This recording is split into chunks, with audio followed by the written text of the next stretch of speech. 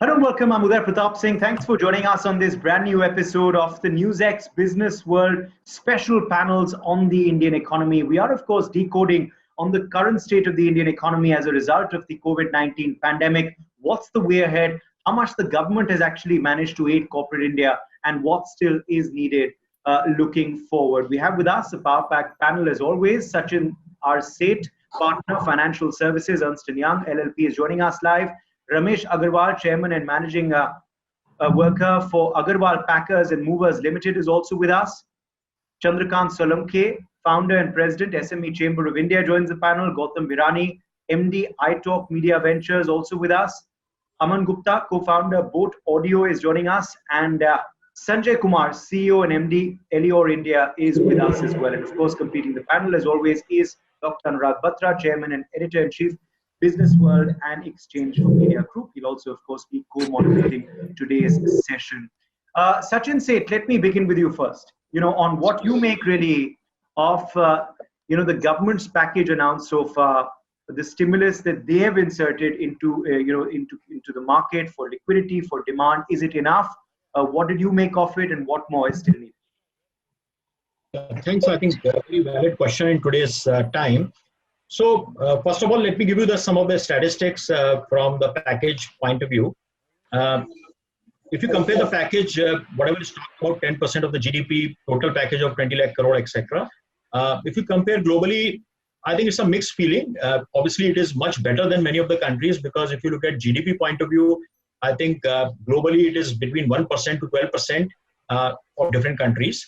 Now, obviously, GDP is not the only reflection of what exactly the package is, how it's beneficial for the public at this moment when everybody is going through a very tough times.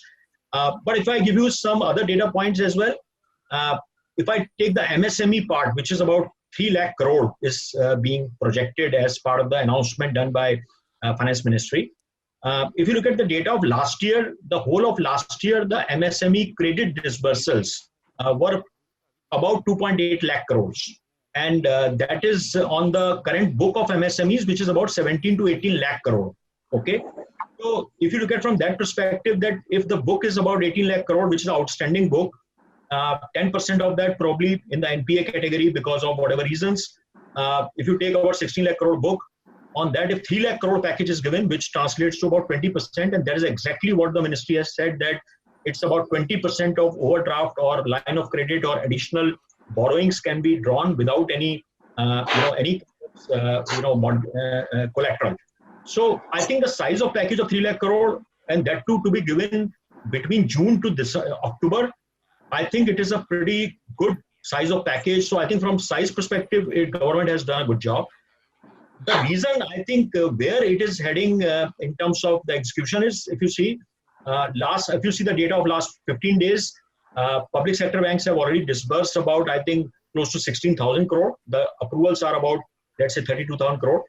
But I think the key challenges what we are seeing is that while public sector banks and the creamy layer of MSMEs, which is basically the MSMEs which are in the higher segments and which have a better cash flows, etc., they would be able to smoothly get this package executed for them. But I think the bigger challenge is basically for the micro companies. So MSME is not about only the small and medium, it's about micro segments. And there the need is, as well as the dispersal mechanism, which is, I would say, still, it could be improved a bit. So that's my opening sort of points. Happy to come back and discuss more in detail that what could be. Sachin, I just want to ask you, our show is called the AATMANIRBHAR show. So if we had to really look at self-reliance, what do you think are the ground realities and what do you think is achievable? Right. Okay. So I think obviously, Anurag, that's a broader question. So I am sure a lot of panelists on the panel here would be able to add quite a bit to this. But if I look at AATMANIRBHAR package, the purpose of the package to actually bring back the self-reliance or even increase it compared to the previous time which we had pre-COVID. A couple of things are coming out very clearly. The government is serious about providing the additional line of credit with the guarantee, so that even if they are under stress or financial stress, cash flow stress, government is guaranteeing that. So that's a good part. I think if you look at AATMANIRBHAR Yojana, there are a couple of other small points which went into probably unnoticed in the whole scheme of things. Up to 200 crore the tenders will not be floated globally now. It will be only Indian companies can participate, right? Again, that is a good sign for MSMEs. I know, again, from execution perspective, it needs to be seen that how it does get executed. There is also a third point, which again not talked about enough. And I think more than the micro and SME, if you see our street vendor ecosystem is very large. We have probably more than 1 crore or plus street vendors who are licensed street vendors in every city. And as all of us know, last 3 months they have been out of job. They are also a supply chain for the whole consumer to MSME chain, right? Their government has provided 5,000 crore worth of package. I would say that could have been more, or maybe it may be required to be more, because 5,000 crore may not be sufficient. But Atmanirbhar package, if you ask me from these 3 or 4 points perspective, it does provide certain stimulus. But like I said, it could be more in many areas.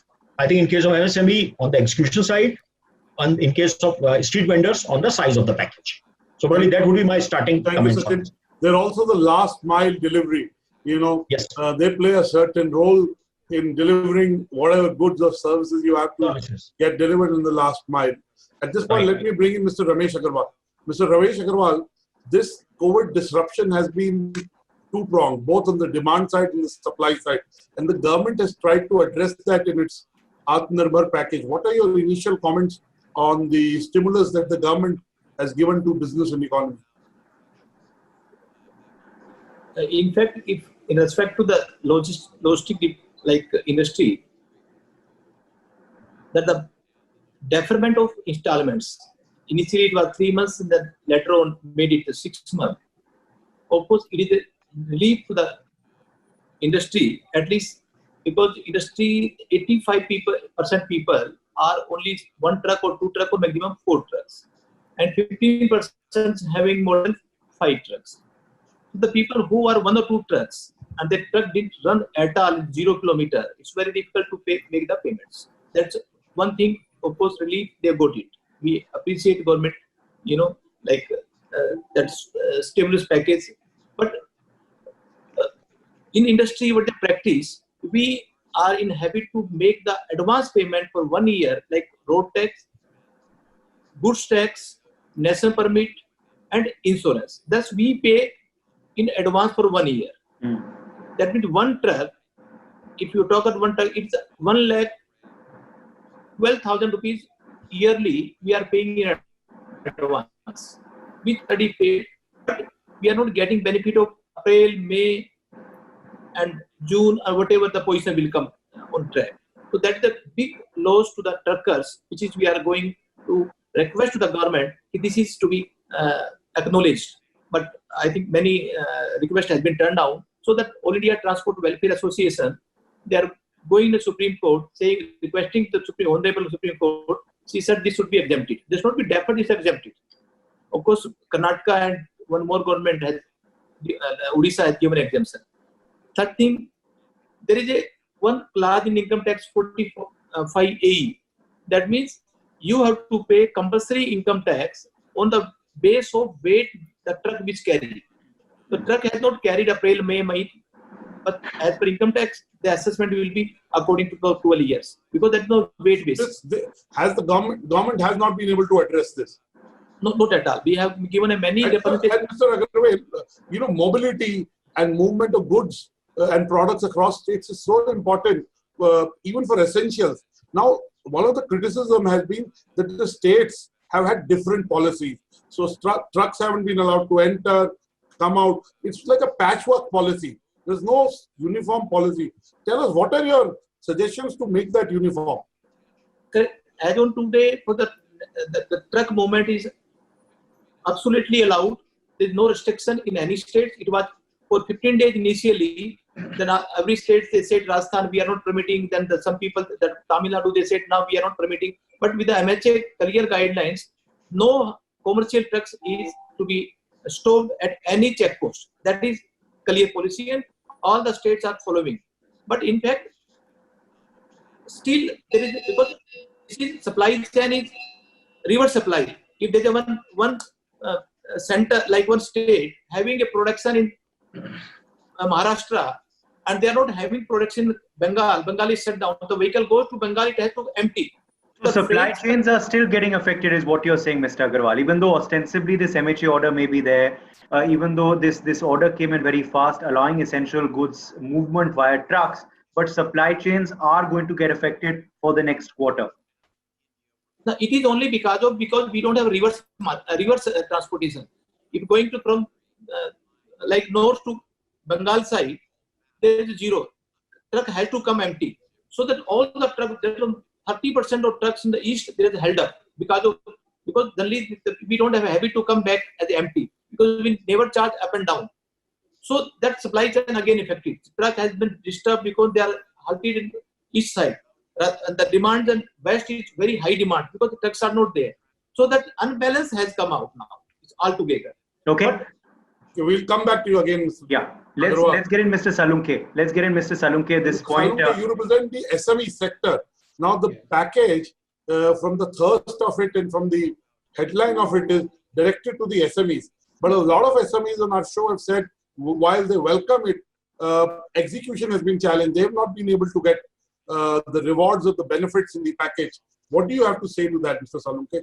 See, looking at the package, this package is usually announced for those are enjoying any facility from bank. But those are not enjoying facility, they are providing employment, they are providing their contribution to the tax, government, India's GDP growth.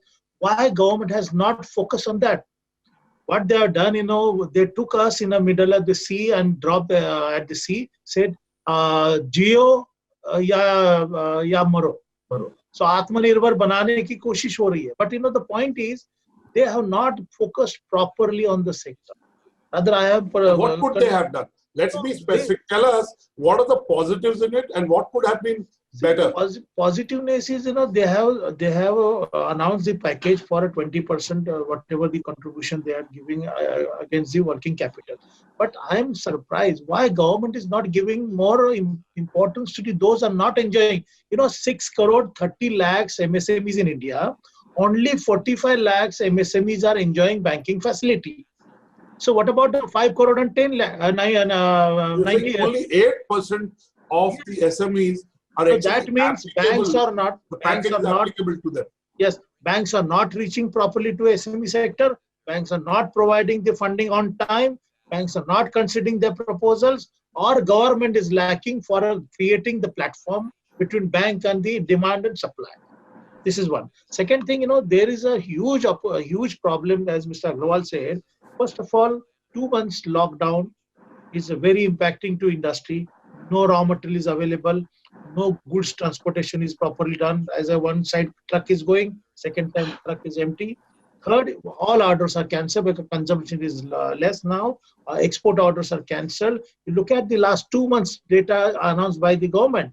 Service sector exports, still they don't have a proper figures. So what government is doing? Why the figures are not there? Service export, they have estimated. I'm surprised to receive the announcement yesterday from the RBI. They said service export is estimated. So looking at the import-export business, looking at the manufacturing, looking at the providing the labor, and most importantly, government has failed to organize the migrant labor issue.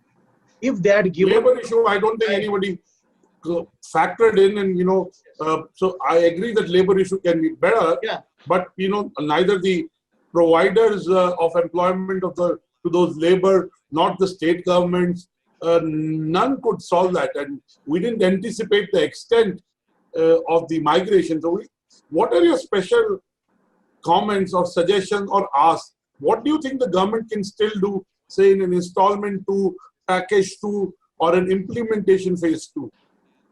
Can I reply on this? Yes. I am expecting the MSME sector should be given relief for at least GST for up to 31st March coming next year, this financial year. No GST to be charged for the MSME transaction between MSMEs. Number one. Second thing, the relief in income tax given to be MSME. Third, very important, they should take care of the lot of issues and problems related to labor. Because the government says that you bring your own labor. From where we'll bring? Means government wants we should create employment and we should bring the labor from by arranging a special railway. It's not our job. Yeah. This is a job of the state government. This is a job of the central government to coordination, to bring back the labor, to provide the skill manpower, provide level playing field, ease of doing business. Then only we can do employment generation, export promotion, and new entrepreneurship. This is a very, very big, Okay. So apart from the implementation, these are some of the points that Mr. Salunke is highlighted. And of course, since he's the president of the SME chamber, very valid concerns that we hope will reach the desired, the desired source in the government, who will be perhaps enacting something for this sector in the days ahead as well. Even though right now the government has prided itself on a package for the MSME sector primarily. Gautam Birani, why don't you come in here on your takeaways? Also on advertising and incentivizing digital marketing. Yes. The name itself has a problem today, out of home. Yes. Yeah. So out of home advertising depends on traffic and mobility. We sell audience that are out of home. We sell audiences in public spaces. That has been banned. It was a great move to bring the lockdown. I think it was a need of the hour. But any stimulus, any package will not be able to revive the kind of industry we are in. It's a 5,000 crore rupee industry and purely depends on traffic and mobility today. There are firstly no advertising spends. I don't see it happening till Diwali. That again depends on how coronavirus shapes up. Another massive problem, like Mr. Salunke said, labor. Labor is gone. We've tried to execute campaigns, let's say complementary campaigns to build awareness within public. There we don't have labor to mount flex. They've gone to their villages. So that is how, we're facing so many problems today. We have very high municipal taxes to address. There's advertising tax. There is no clarity when work will resume. And I think it is also changing business, how things are taken up. There's a big digitization drive, which is coming into out of home today. At iTalk, of course, we've been leading that for last couple of years. So we've started measuring audiences today. That is the new currency. The commercial economics have completely changed. We used to sell location at one point of time. We used to sell the size of the advertising canvas.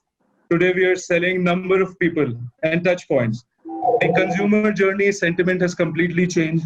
A millennial would shop, dine out, go to the supermarket, mall, cinema. That is completely dead. We have a network in restaurants, office complexes. Restaurants are completely shut. There is no footfall. Offices, I think we've been mapping traffic. So we're doing about good 20 to 25% today, and it's been increasing by 7 to 8% week-on-week basis. Bangalore, cities like Bangalore, Chennai, Hyderabad, Pune are doing. Gautam, focusing on the package, do you think an entrepreneur like you will get a direct impact from the package?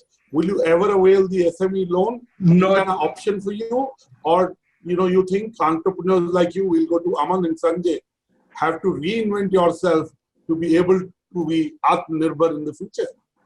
I think we've been AATMANIRBHAR for a very long time now, and the package really won't help us seeing the scenario at the moment, because the entire dynamics of the business is changing. So either we adapt and reorganize. So we've been doing a lot of industry meets. We're changing how the media is perceived and bought.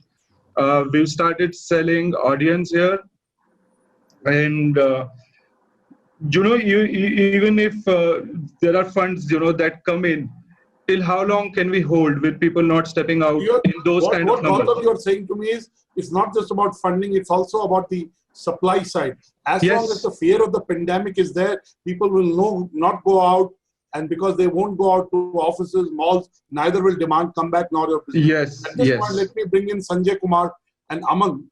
Sanjay, you're an entrepreneur. Again, you are in the hospitality QSR restaurant space. You enable technology there. Now the restaurants have gone into a delivery business. They have become an e-commerce business. They have become cloud kitchens, if I may say. Do you see restaurants being able to sustain on that business model, or you see a large chunk of QSRs folding up? So thank you for that, Anurag. The food services business has got two sectors to it. The restaurants sector, like you mentioned, which is the QSRs. There's also a 56,000 crore business, which is the B2B food service business, which is food that is served at work, food served in factories, food served in educational institutions, food served in hospitals, food served in prisons, to defense personnel, railways. That's about 56,000 crores. Now, COVID has only made worse something that was already falling apart. So the 47th amendment to the GST had 48 amendments in it. And overnight, the input tax credit for the food service industry was withdrawn. Typically, a 400 crore business had an 8 crore EBITDA impact. It was a body blow to the whole concept of streamlining the food service business. And that body blow hit on two sides. On the consumption side, you had a 5% flat, which killed the opportunity to streamline and organize the agriculture commodity supply chain. Because with a flat 5% and the removal of input tax credit, it incentivized cash purchase. So the food service industry started crippling then itself, and whatever little was left, COVID came and wiped it out. The question that you asked, how will this then play out post-COVID? Well, globally, what we are seeing are three things. Models, and three things will change. How customers eat food will change. How food is delivered or made will change. And the kind of infrastructure that you need to enable that will change. But none of that change can happen if the policy environment is not predictable. That's what I was just going to say, Sanjay. You're clearly saying that restaurateurs will have to adapt. People in this industry will have to obviously funnel this new sort of demand that we're seeing globally already, even in unlocking phases. How can government though aid? Because so far government has not really announced anything as such for the hospitality industry. Yes. So it's a very good question, Uday. Sometimes the answer to that question can be less is more. If we just see less of government, it'll do a lot more than anything else can. The problem is we see too much of government and too little action. The removal of the GST, which was the tax that the government introduced with good intent, after having it for 1 year and removing it, has created so much of uncertainty. The core for any entrepreneur is, how can I manage the risk in my business? But if my regulatory environment is unpredictable, I don't know which risk I have to manage. The big challenge today is, if the government can ensure that any reform that it wishes to bring, it gives a window to investors to know that this reform will come in after 2 years or after policy consistency. Exactly. Sanjay, you're talking at this point. Let's come to Aman. Aman, you're in the gadgets business. You're an entrepreneur, and has COVID seen the sale of gadgets, whether it's the headphones that you're wearing, gone up or they've gone down? And as an entrepreneur, speaking for other entrepreneurs whose revenues have been impacted, what are you doing to stay relevant? Thanks, Anurag. That's a good question. I'll tell you exactly, for the first part of the question on gadgets, yes, we were non-essentials category. We were never into the essentials category. But if you look at what is happening, people are watching all the content online, the studies, the education is happening online. So the sale of gadgets, specifically, particularly headphones, which is one industry where I belong to, has gone up tremendously. We are selling double the number of pre-COVID days because it's come under, people want personal devices. They're communicating a lot using technology, so they need that gadgets. Yes, so it's not just online; it's offline also. People want gadgets, and secondly, there is a pent-up demand which has happened because of the COVID situation. For on the second part, I feel that there is what Y2K did to the software side, demonetization did to the payment side. I think this COVID will do to the Make in India AATMANIRBHAR, what you were talking about. It will do that to the Make in India process. People like us are looking into Make in India very seriously. Like we're planning to not be dependent on China so much, planning to do everything possible to make in India. I'm ready to invest millions of dollars today. If somebody tells me that this is how you have to do it, I'm ready to invest that money in Make in India infrastructure. It's happening. I think we need to give some time to the government, some time, because they are too busy handling the COVID situation. We didn't want to get ourselves into the non-essential to the essential phase. We said, let the government handle the COVID situation, then we'll all get our few due share. I think government is coming out step by step on different industry, different policies, and it has happened on Make in India front. I think it should happen on the other front. Let's get straight across now to some of the wider issues that some of our panelists touched upon, of course, in their opening comments, and how we move forward now. Now, sir, Ramesh Agarwal, let me come to you specifically. You spoke about how supply chain has got hindered because of the reverse routes, from certain states which have been hotspots and where business has been low, particularly West Bengal is one example you cited. Now, what can be done then in the road ahead, sir? Because we don't want a situation, Mr. Agarwal, to have supply chains hit manufacturing capacities and also supply to people, particularly of essentials. So what can be done to better facilitate the situation? Are you calling for more cooperation between center and state governments?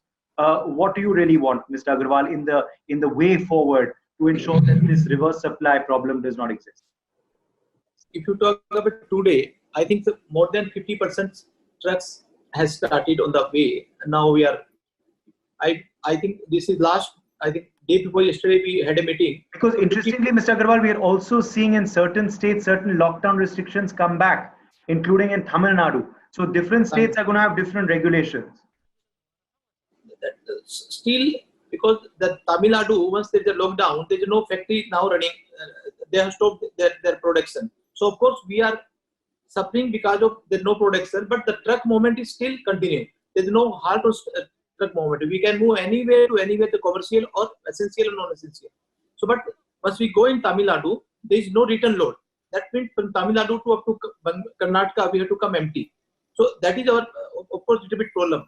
But what we can see in the next, after 6 months, once that there will be deferment will be over of this installment, the people will not be in position to make the payment of their installments. That is going to be a big, if that investor or like financer, if they start taking back their truck, more than 5 lakh trucks will be off the road.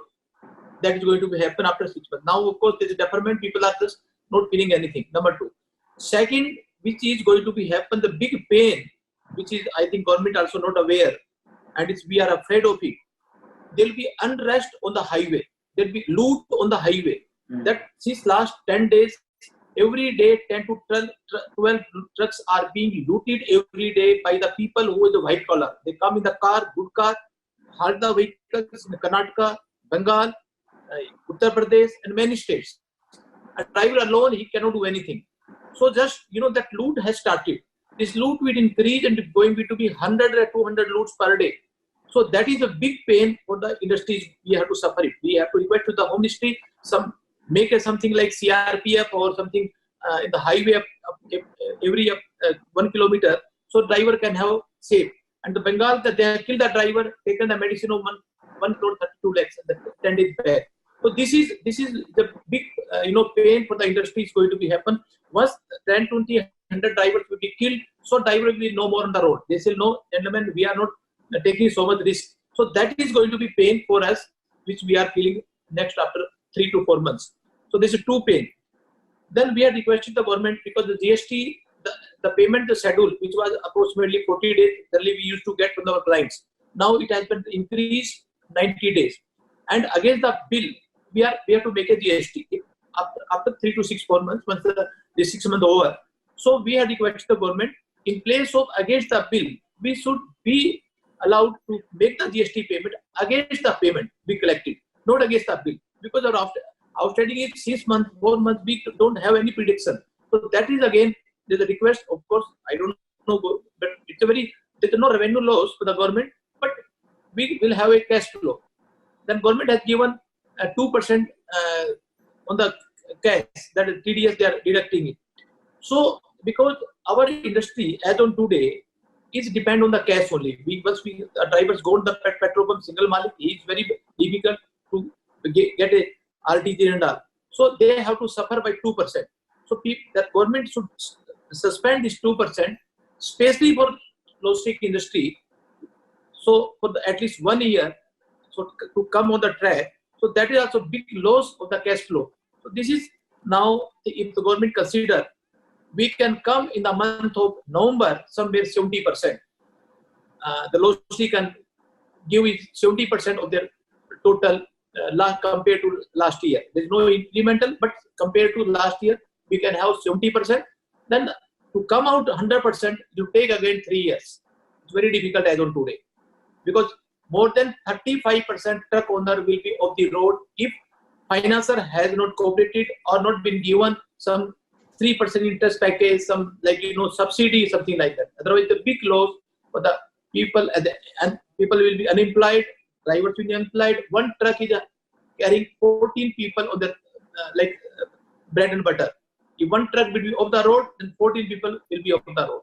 So I'm expecting 4 to 5 lakhs truck will be off the road next the day that installment has started. That's my submission. Thank you, Mr. Agarwal. Bringing a dimension of social unrest. I was talking to a group of security service providers, India's top 3, which employ possibly 7 million of the 11 million employed in that sector.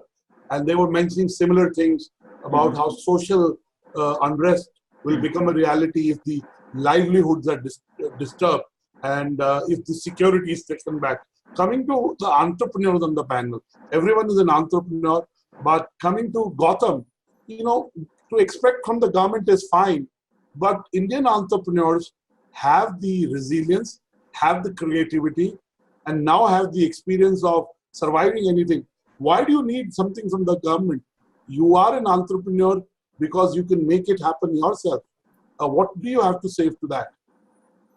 So, as an organization, we've brought a few changes, created value, and we're under discussions with Ministry of Health and both Niti Aayog. So, till the time brands, are not comfortable or are unable, till the time they are able to quantify the audience in public places, they won't spend a penny. However, there are governments globally, especially in the US and the UK, they're using out-of-home and digital out-of-home platforms to reach out to the government for societal and public messaging. It is very important for government to step in today and invest in out-of-home, and that is the kind of support we are looking at. In this way, even if they buy our media at subsidized rates, we'll be very happy to, and we'll have cash flows and we'll be able to pay salaries. So Gautam, what you're saying is you have to look at new ideas for this COVID and new demand that is getting created. In your case, it is for, messaging from the government. Let me ask the same question to Aman and Sanjay. Sanjay, entrepreneurs are nimble, they're creative, they're resilient. They can, with or without any government, build their businesses. What do you have to say to that? I think, Anurag, what you say is... You'll have to be a bit louder, Sanjay. Bit louder. Can you hear me now? Yeah. Yeah. So there are 2 parts to it. You may not need the help of the government, but you do not want the government to be an impediment either. Yes. And that's the big challenge that entrepreneurs in India face, that the mentality of Jugaad basically embeds a philosophy of working around the system and not working through and with the system.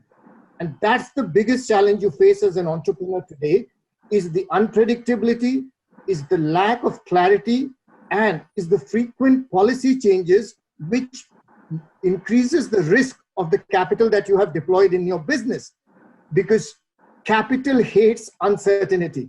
And today the biggest challenge that any entrepreneur in India faces is he doesn't know what to expect next, whether taxes will go up or come down, whether GST will stay or change. So again, you're coming to a point of certainty of policy and implementation. You're saying we can survive if the government gives us that. Can you Aman? Yeah. You take a thali. The Coke is 28%, kiwi fruit is 18%, banana is 5%, dahi is 5%, and if you buy all of it together, it is all 28%. So I would add on to that, Anurag, and to answer your question, I would say that, like, if I would say that the government is planning and is doing some things here and there. I think let's give them time. They are too busy handling the COVID situation, which is getting worse day by day. They never expected after a few lockdowns that it will happen, that the cases will go up, right? The cases have gone up. We all know what's happening, and the government is busy handling that side of the business, the health side of things. I think that we need to give time to the government to come back to all of us. And I think there is an outreach which is happening, which earlier we never thought that we were able to get into policy discussions, or there are committees which are talking to us. At least there are the government is talking directly to entrepreneurs. There is a way to get your message across.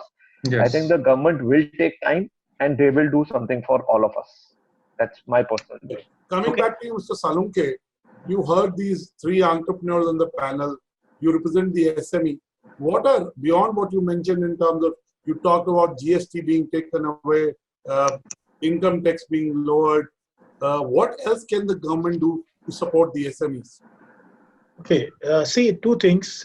Entrepreneur should not depend on the government, but government should provide a level playing field. Number one, skill manpower, easily to be available, made available. Each area, not only city, it's in a rural area also. Second thing, the level playing field towards taxation, compliances.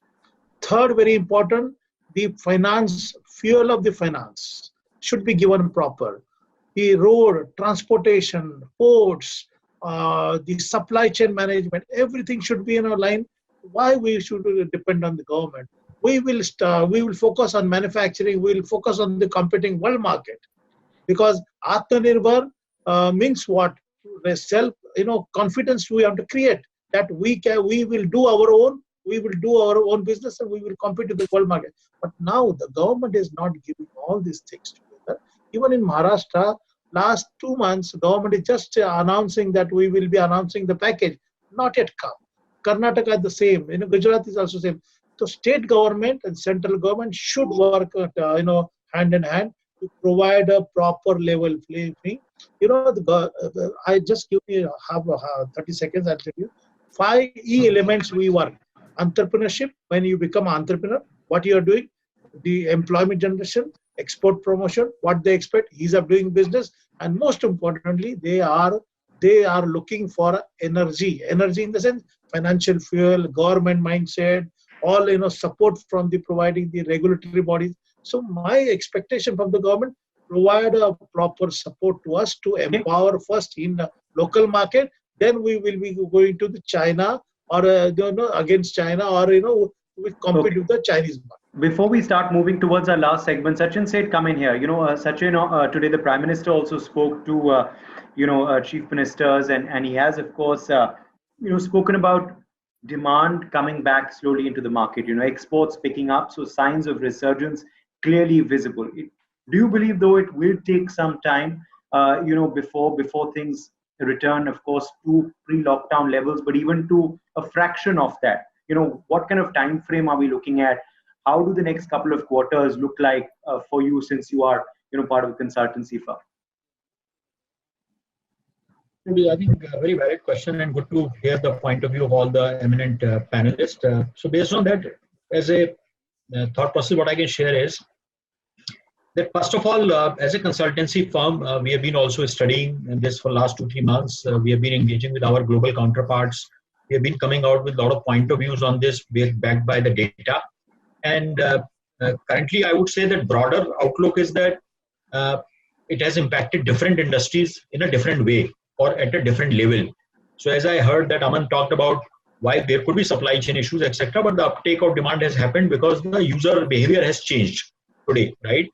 Within media industry also, as you know, that I know we are talking about outdoor media being impacted, but then if you see all OTT platforms, including the Netflix and the others, they have a huge amount of demand at the moment going on, because people are at home and they are spending time.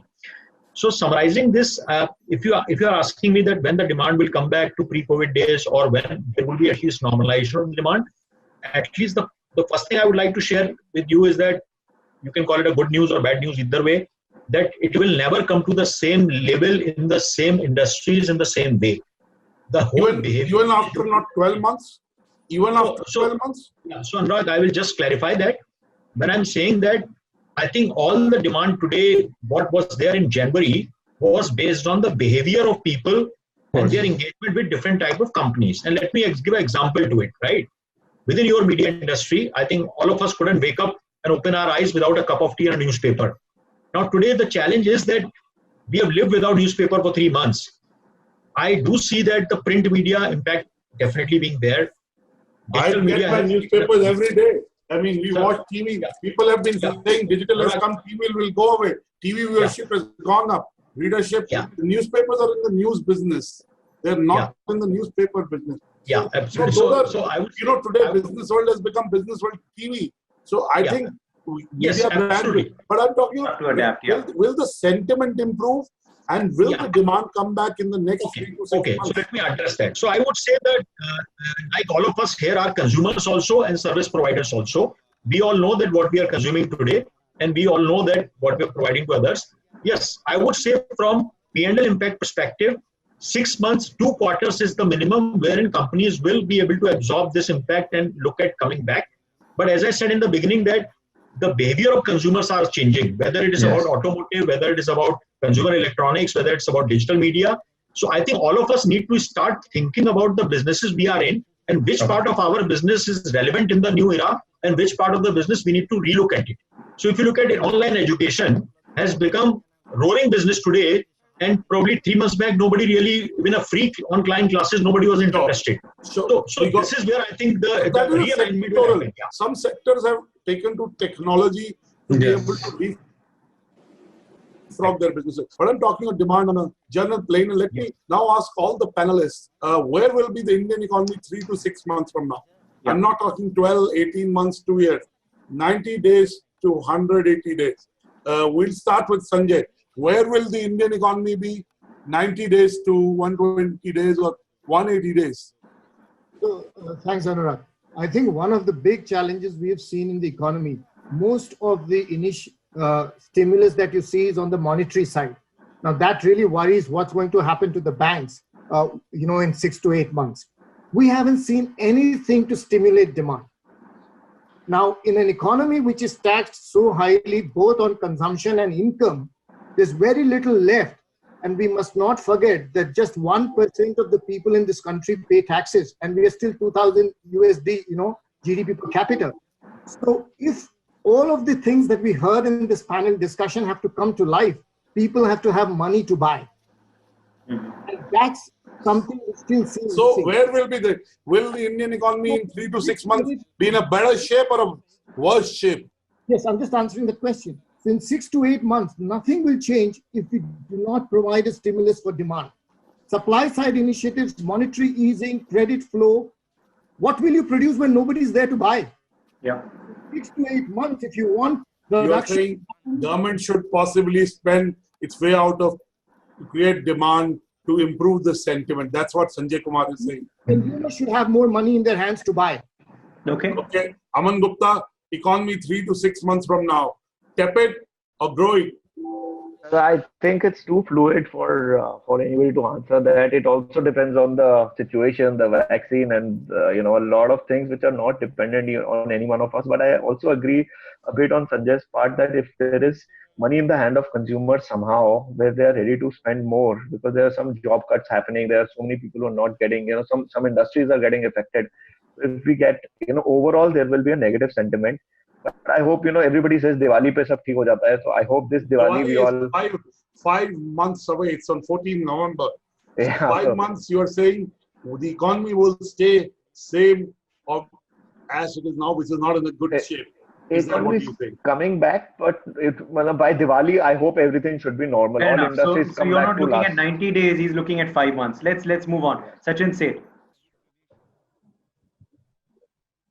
Say that 6 months, so wherever the demand has been held up because of the COVID-19, it will come back, but a lot of demand has no longer exists. If you see airline, the seats got vacant. Give us an example. A lot of demand no longer exists. Give us an example of that.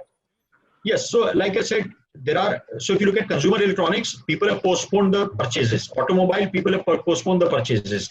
So those demand will come back. But if you look at travel, the demand has disappeared. It's not going to come back. If you look at any of the other services which were provided, which were, services which were non-essential services, those services may not be, like lifestyle goods or anything which was not mandatory or necessary, is probably, the time is over. So we are not going to have accumulation of demand then coming back. But there are some industries, like I said, consumer goods or many other industries will have accumulation of demand, and probably they will provide a lot of impetus going forward when we come back to the normal and as we start towards coming back to normal. Gautam? I don't think anything positive is going to happen. I think Sachin said a lot of things I would have said on consumer journey and consumer sentiment. Our lives have completely changed. I have stopped buying things or thinking about things I used to. I think it's going to be the same for everyone. I didn't get my car. I was supposed to get it in March. I have no plans to change my car at all. So the second issue is I see the middle class becoming poor. There are so many job cuts. Today, there's no demand. How will the economy go up? So even if the vaccine is introduced, in 6 months, it's going to take another 6 months to probably start from zero, if not minus. Okay. So Gautam Birani is saying in next 3 to 6 months, things will get worse, not better. Yes, it's only getting worse. Because of the consumer demand and going away, and some habits becoming irreversible. So we work with 500. So people will not buy. Okay. Mr. Agarwal, what's your view? Where will the Indian, when I was talking to you 2 days back, you said we've got 65% of our operations back, and if Bombay happens, we'll be at about 85%. That's not bad. But do you see that will continue over the next 6 months, or you'll see that going down? If you talk about complete industry and only about APML, Agarwal Packer Mover, because we had many innovation during this lockdown. So of course that the trucking cube and small containers. So our balance sheet has made nice because of this, because it's an innovative need of the hours. So if you say APML, now we have come at 65%, we go 85%. But if you talk about the whole industry, now the whole industry is now 50 to 55%, and it's not going to be 65% or 70% at last for the next 3 to 4 months. Because again, thing is that the jobs, which is like my LinkedIn is 17 to 18,000 people are on my LinkedIn. मेरा LinkedIn कभी भी सब innovative बात होती थी, अब पूरा LinkedIn भरा हुआ है कि जॉब जॉब जॉब जॉब. तो मेरे को तो उनको देखने के बाद पागल हो गया कि everyone is crying like we need job, कोई सहारा बताओ, कोई लिंक बताओ. So that has started now. So this is the job cut. So you're saying that the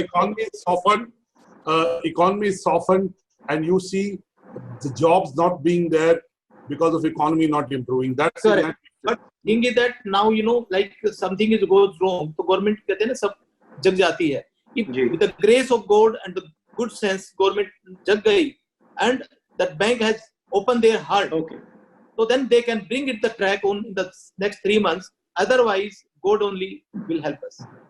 Mr. Salunke, you have the final word on the panel. Economy in 3 to 6 months from now. See, good, bad, worse.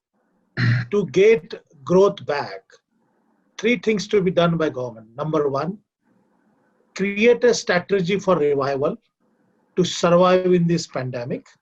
Number 1. Second thing, provide value addition services to the industry, particularly, which is in a compliances part, support part, incentives part, or schemes to be transformed, and support to be given at the root level. And third is most important, if we have to make AATMANIRBHAR, we want oxygen. Currently, how the patient is looking for oxygen, similarly, Indian SMEs, Indian industries require oxygen. Oxygen in many ways. The point is, we want to face now a lot problem. ICMR report you look at, they said in November, this year, November will be the pandemic very, very bad stage. So we have to face now a long time. Absolutely. So what my suggestion to the government, create a level playing field, empower industry, empower SMEs. Just for final word, I met the Prime Minister on 27 December. He spent 3 hours with us. And I said, first, empower or strengthen large corporate, then only SME will survive. Because SMEs are dependent fully on large corporate, and the supply chain is disturbed now. So this same thing, large corporate, SME sector, agriculture sector, supply chain management. Thank you. Okay. Well, that brings us to the close of today's show. Thank you to our panelists for joining us today, and thanks to Dr. Batra as well. For more such videos, subscribe to the NewsX YouTube channel, hit the bell icon.